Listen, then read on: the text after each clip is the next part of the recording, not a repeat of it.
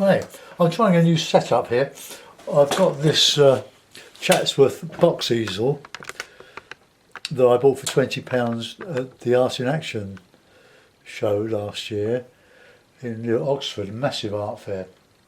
Wonderful day out, I'm going there again this year. It will carry all my watercolour stuff. I've got a collapsible pot in the back, and I've got it balanced on my main studio easel. I've made a table for it. You can just about see it under here. So it's balanced on there. I'm trying to give myself some room. So I put that back on there, and just lift up the stay there and tighten up at the back. It's a little bit wobbly on the table, but I think that might do okay. So let's. Now I don't know what I'm going to paint again. I never do till I start. I've got my palette here. It's lemon yellow, raw sienna, alizarin crimson, night red, ultramarine, burnt umber, Payne's grey, and burnt sienna. I'll just give it a little spray, soften it up a little bit, and 2-inch cake. And I'll give this a wet all over, wet in wet. There's a bit of yellow on the brush tip where I cleaned the yellow earlier. Get the Payne's grey off of it. Okay, we'll let that soak in a little bit. Got a cloth to my right. Okay, the angle is quite steep. I'm going to change the angle, I think. It's just a little bit too fierce. Find out where the nuts and bolts are. That's a better angle. Another one done.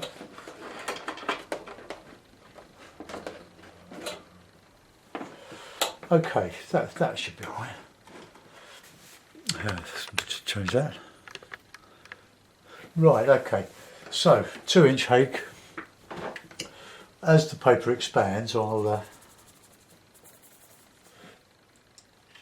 stretch it out a bit. You don't need to stretch your paper, so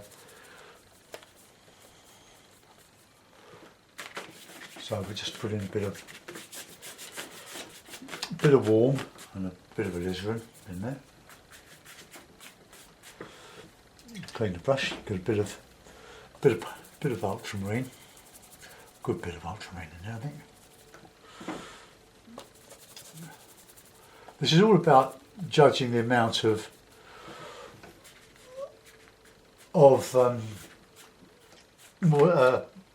moisture in the brush, water in the brush. It can be quite daunting when you first use these hakes. So, nice day. It's a nice day today now, but it's got much colder after the lovely weather we have had this week. Lovely barbecue weather. So, now this old hake is still shedding its hairs. Going to have to buy a couple more. Right, let's have a little bit of cloud. I like to get a bit of movement, being right-handed because I sweep that way.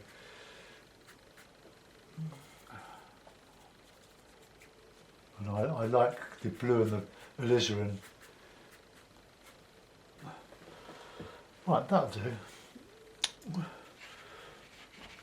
So we'll paint some hills in there. I'll just reclip the paper. Look, right, see how much it's grown? Do it all the way down. Right, okay. Right, some nice hills.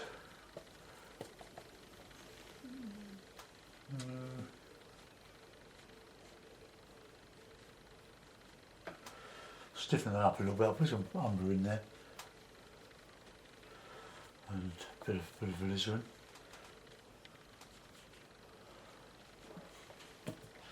You don't have to have. Oh, here's look. Where the hairs are pulling out. I want to get something like that. Yesterday when I did one, it was just too wet, and it didn't sort of register. It just disappeared. So you need thick paint. So let's just get that in there. I'm using burnt sienna.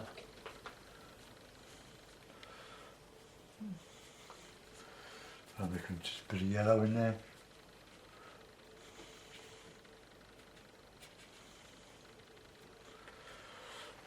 Okay, so we can put in a bit of a reflection down there while we're at it.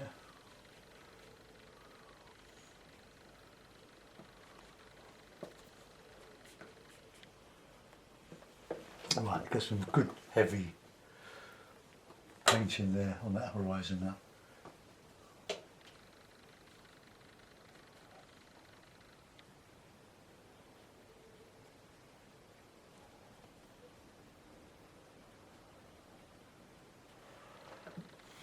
Okay.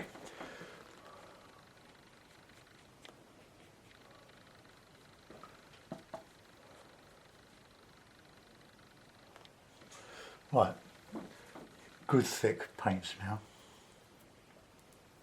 Look. Otherwise, if you don't, it will disappear into the wet wash underneath, and it won't register. So I might lift out some of that in a minute. So you don't have to have blue on the horizon. It can be catching the light in the sky, although I haven't left a lot of light, but that's the luck of the draw, that's what happens. Alright, now with a card, I'm just going to just etch in some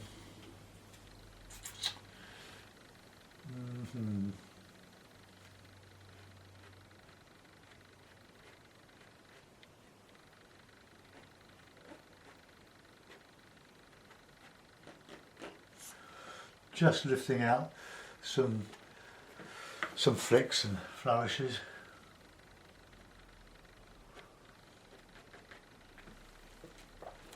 Okay. I'll put some dark over there. I can etch out some yachts, and I want to take some light out of there, but I'll wait for that to dry a little bit more. So let's just go with a bit of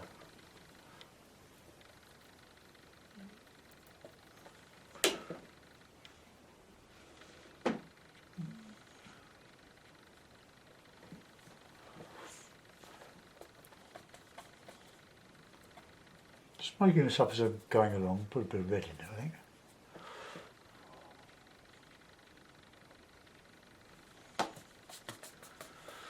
When it splits, just bring it together by tapping it on your paper, on your board, on your palette, sorry.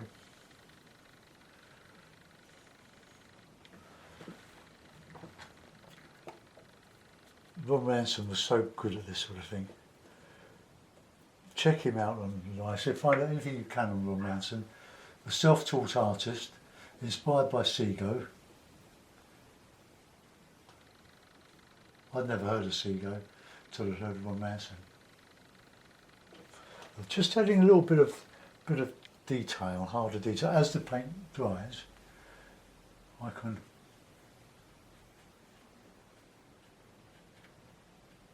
put all this dark reflection in there. Look.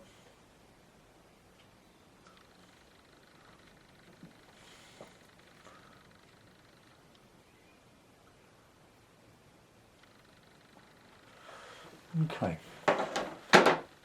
This is all very simple stuff. I know I make it look easy, but then I'm not sort of challenging myself. But if I do something too detailed, it will take too long, and you'll get bored anyway. Right, I'm going to put in some foreground now.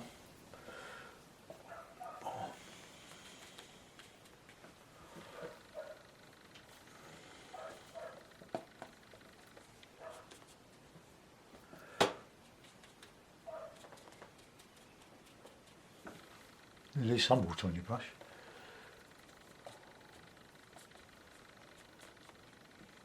Pull out the hairs.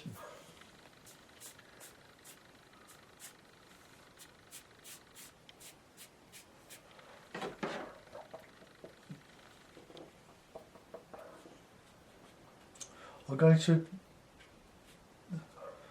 etch out some grasses and some rocks in that.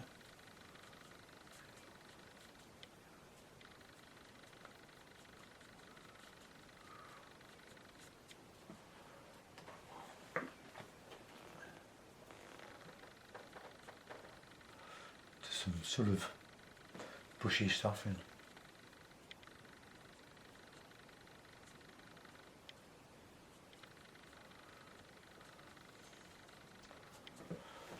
Just adding some detail to all of this with bits of the hake.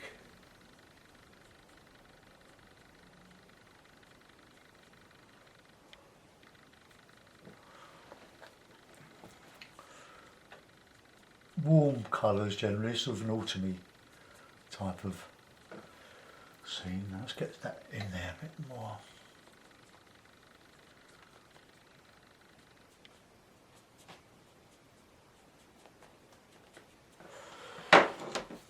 Okay. Right, so I want to just enhance that bit now that's drying a little bit, just put some detail on there.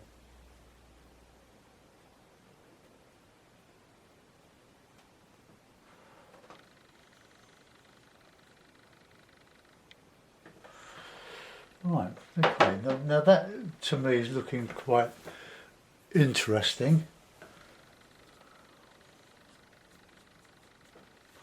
Right, a bit more dark in there, so I'm just using Payne's Grey and burnt sienna. I love burnt sienna. I'm putting it in dark here so I can scrape and give a bit of contrast between the white paper and the dark paint. If you do it too light, it doesn't really work. And I'm not sure if I'm going to come up into that with something, so let's just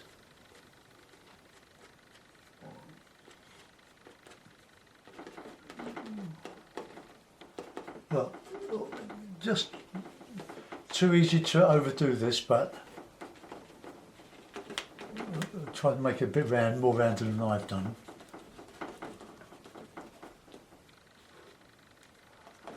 Just all this little bits of rocky detail. It's so effective and so simple.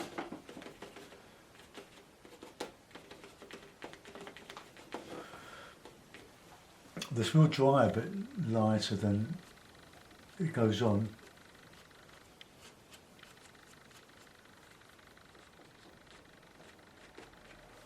Well, all just little bits of detail done with a card, just a plastic credit card. Okay, right, I just want to put some more detail in this part here. But just bits of grass sticking up, so yes.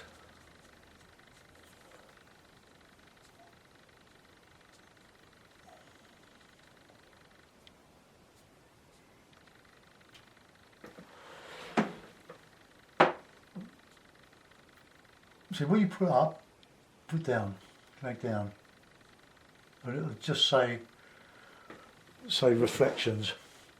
And it can be so effective. Like just bits of grass. That's all nice and dry now, so I can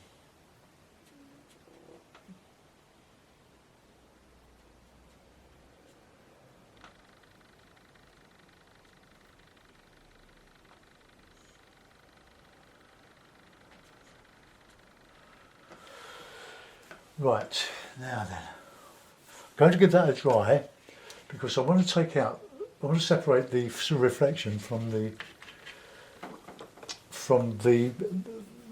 background, but I want it bone dry to do that, then I can lift out bits and pieces of it. Right, take your headphones off.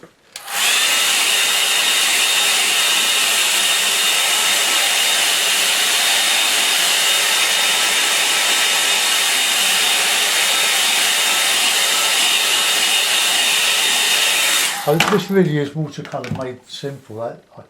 It's a simple scene, but it's not quite as easy as it looks. And this isn't a particularly good example. The paper might have been just a little bit too wet. So let's just take out some of this here.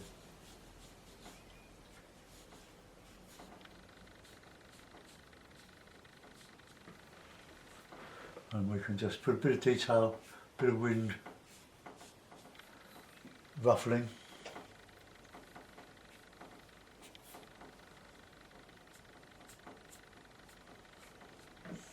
It just adds a little bit of ruffle in that on that horizon.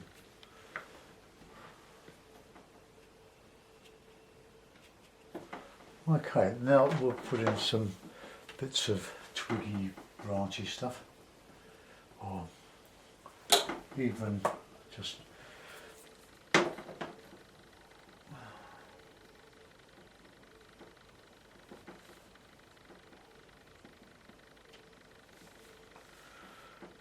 just something like that.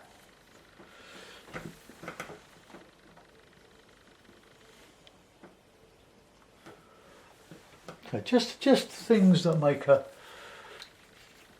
interest in the foreground. I'm using a rigger now, a bit of the same colour.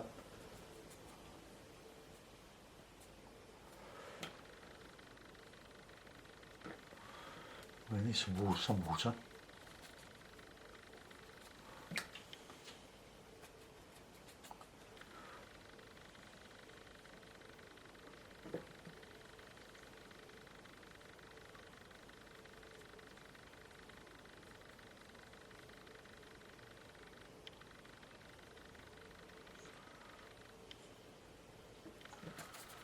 That's what I like, using the edge of the rigger.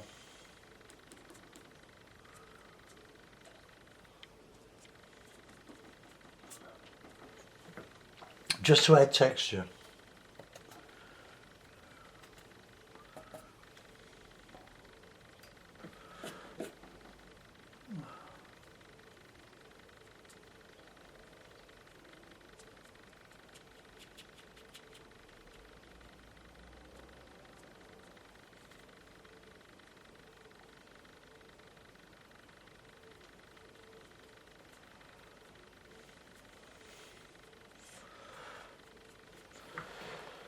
Okay, so let's put that in. Well, I'll put in some birds. I think that's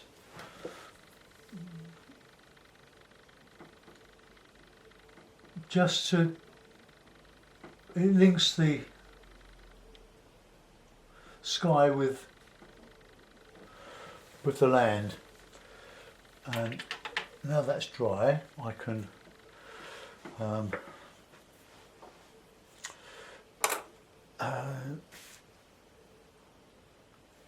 With an half-inch brush here, I'll see if I can lift out a couple of sails. The main reason why I put this in dark here, so that when you lift out, it actually shows, you get that contrast between white, or light and dark.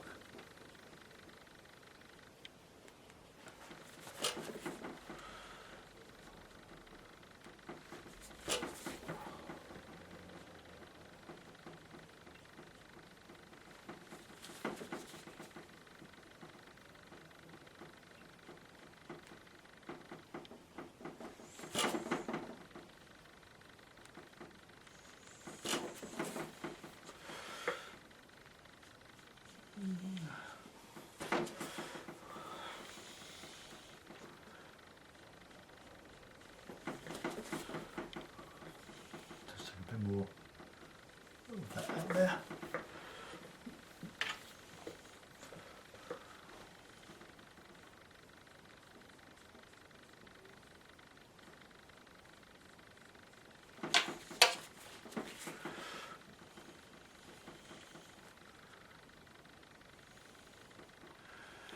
I used to have a little bit of a template cut in a piece of card, like a Oh, that's not too bad. Just get a bit of a point up there.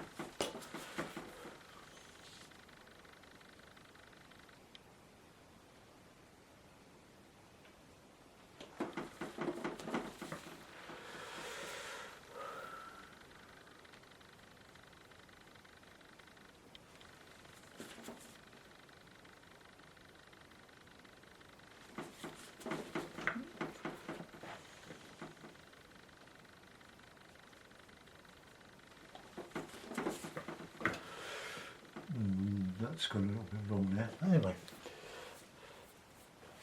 I suppose we should put a bit of a bit of red for a heart. No, don't like that.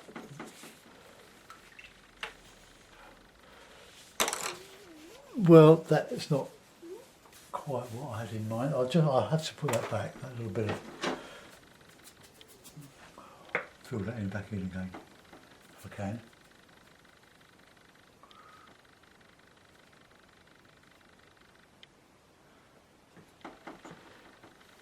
Right, well, I'm going to let that go. I can't do much more to it. I didn't have any idea what I was going to do, as usual, so we'll make it up as we go along.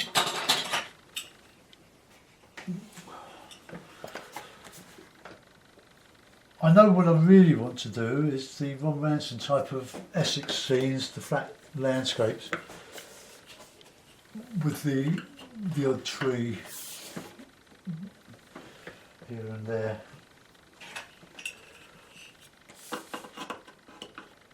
That type of landscape, it's really what I like Ron. I like what he does, it's what I like to do. So there we are. I'm going to wind that right up now so that we've got a better angle on the picture. So there we are. Don't know what we'll call it. Day out on the lake. Yeah, something like that. Okay, thanks for watching. I hope you enjoyed that. Bye bye.